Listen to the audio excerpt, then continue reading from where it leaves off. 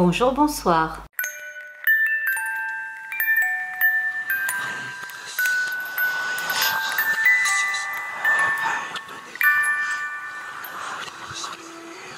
Salut tout le monde et bienvenue aujourd'hui pour un nouveau trade horreur, donc sans perdre une seule seconde, c'est parti. L'histoire que je vais vous raconter aujourd'hui, elle est vraiment creepy parce que elle me fait vraiment penser à un espèce de true crime qu'on peut voir qui aurait très mal tourné. Je vous laisse juger par vous-même. Le titre du trade est un peu long, donc écoutez, je vais le raccourcir en mettant juste le prédateur récidiviste. Et le personnage de l'histoire, je vais également le renommer Mehdi. Donc déjà, Mehdi nous plante le décor en nous disant que cette histoire s'est passée à Québec en plein mois de décembre durant une tempête de neige aux alentours de 17 h. Donc il faisait déjà nuit noire. À cette époque, Mehdi avait environ 9 ans. Il habitait vraiment pas loin de son école primaire, donc il est toujours à l'école seul avec sa grande sœur. Mais ce jour-là, il avait eu une activité parascolaire qui avait duré un peu plus longtemps que d'habitude, donc il est rentré seul chez lui. Il était environ 17 h 30, il y avait environ 20 cm de neige au sol. Du coup, pour faciliter son trajet, parce qu'il est équipé, rappelons qu'il habite à Québec,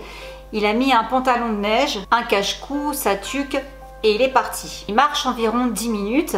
Il nous précise qu'il n'arrive pas à avoir une bonne visibilité tant il fait le noir. Et au moment où il arrive au coin de sa rue, tout d'un coup débarque un homme tout de noir vêtu, d'environ selon lui la fin quarantaine, qui lui pose la main sur son épaule en lui disant qu'il a besoin d'aide pour déblayer sa voiture qui se trouve dans la cour de sa maison. Déjà on est d'accord que ça sent pas très bon. Pourquoi un homme de plus de 40 ans demanderait à un enfant de l'aider à déblayer sa voiture? Enfin, continuons. Au début, Mehdi refuse timidement, mais le type insiste en disant qu'il lui donnera 10 $.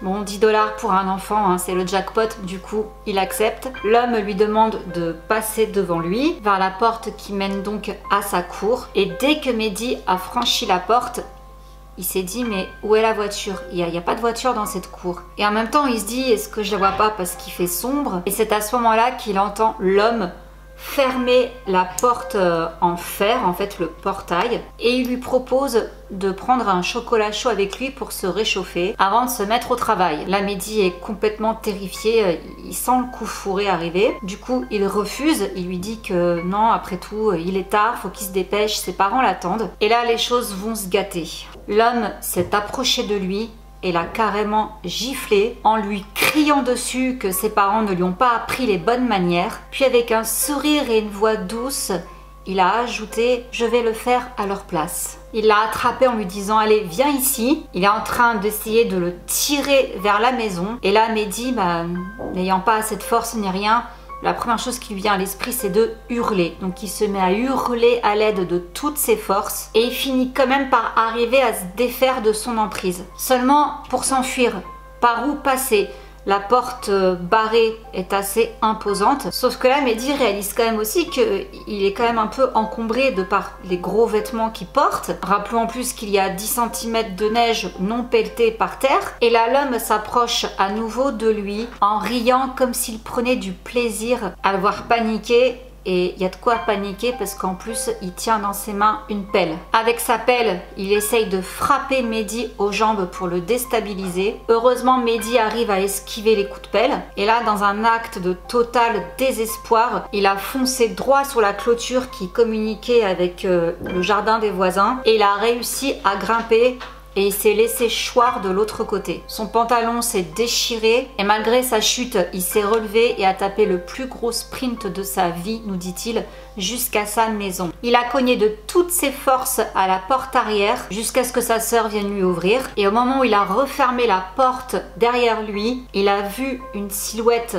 tenant quelque chose dans ses mains, dans la ruelle de sa maison en fait, en face de chez lui. En état de choc absolu, il n'a même pas réussi à verbaliser ce qui venait de se passer à sa sœur. Du coup, sa sœur a appelé sa mère qui était en train de préparer le souper dans la cuisine. Et dès qu'il a vu sa mère, il s'est jeté dans ses bras en pleurant. Bon, naturellement, elle a compris tout de suite qu'il y avait quelque chose de grave qui venait de se passer. Et dans l'affolement, la seule chose qu'il a réussi à dire, c'est « l'homme au bout de la rue ». Sa mère est partie aussitôt réveiller son père qui faisait une sieste. Son père arrive et lui demande à son tour qu'est-ce qui se passe. Il arrive plus ou moins à expliquer ce qui vient de lui arriver. Son père, foudrage, a attrapé son manteau, il est sorti en emportant quand même avec lui un couteau de cuisine et lui a demandé de le suivre pour lui montrer la maison. Seulement Mehdi était beaucoup trop traumatisé pour bouger, pour faire quoi que ce soit.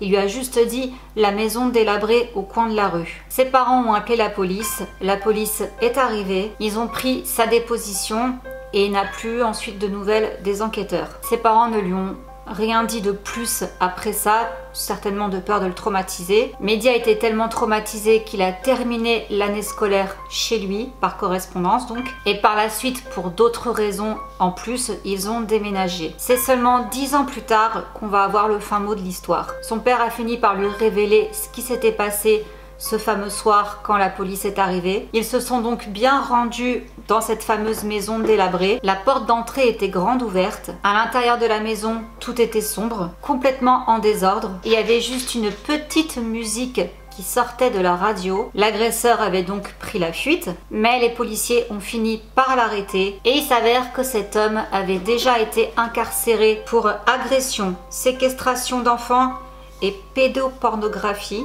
Et au moment des faits, il était en libération conditionnelle pour bonne conduite. Et vu la déposition de Mehdi, naturellement et heureusement, il est retourné à la case prison, en ayant donc naturellement sa peine augmentée. Voilà, histoire courte aujourd'hui, mais assez intense, parce que comme je vous dis, ça aurait vraiment pu très mal tourner.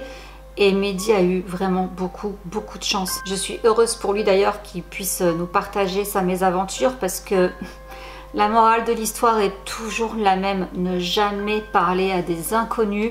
Déjà, éviter de rentrer seul, surtout quand on a 9 ans, même si je sais que beaucoup de parents autorisent. Je vous avoue que moi, après, c'est peut-être parce que j'ai beaucoup d'enquêtes criminelles que je suis du coup devenue vraiment parano. Mais pour moi, un enfant qui est encore en primaire, le laisser rentrer ou aller à l'école tout seul, non, je suis pas du tout à l'aise avec l'idée, surtout en pleine tempête de neige, surtout dans le noir comme ça, enfin même si les tard, il faisait nuit.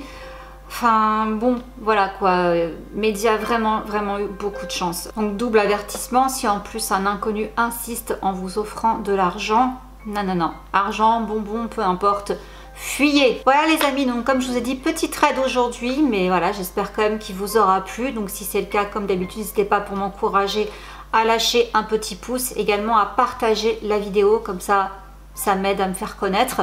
Je compte sur vous pour ça. Et sur ce, je vous fais plein de gros bisous et je vous dis à mardi prochain pour un trade et à dimanche pour une vidéo gossip. Mouah. Bisous, ciao.